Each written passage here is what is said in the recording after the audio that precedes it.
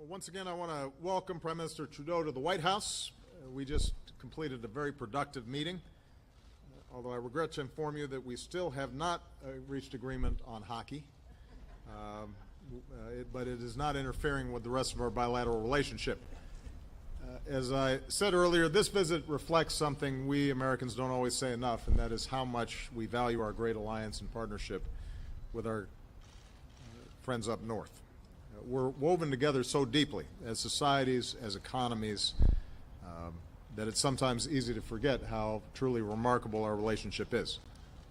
A shared border, more than 5,000 miles, that is the longest between any two nations in the world. Every day we do some $2 billion in trade and investment, and that's the largest bilateral economic relationship in the world. Every day more than 400,000 Americans and Canadians cross the border. Workers, business people, students, tourists, neighbors. And of course, every time we have a presidential election, our friends to the north have to brace for an exodus of Americans who swear they'll move to Canada if the guy from the other party wins. But typically it turns out fine.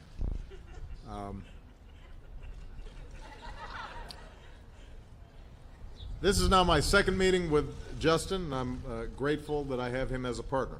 We've got a common outlook on what our nations can achieve together. He campaigned on a message of hope and of change.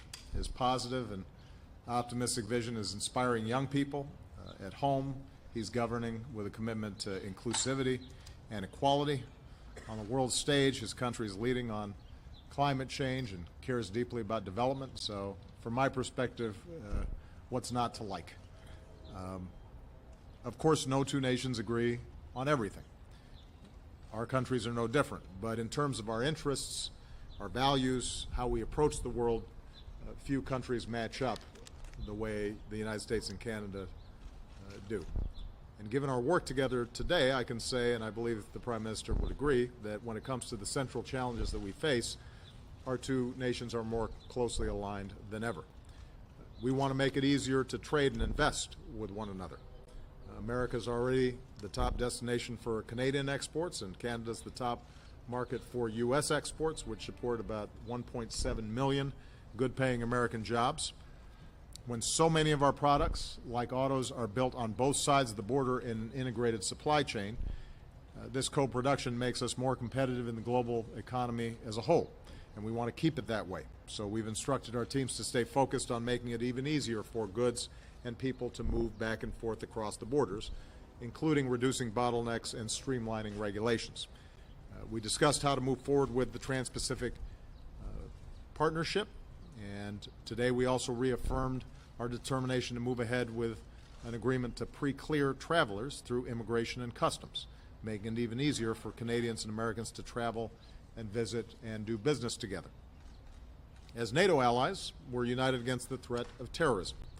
Canada is an extraordinarily valued member of the global coalition fighting ISIL, tripling its personnel to help train and advise forces in Iraq, stepping up its intelligence efforts in the region, and providing critical humanitarian support.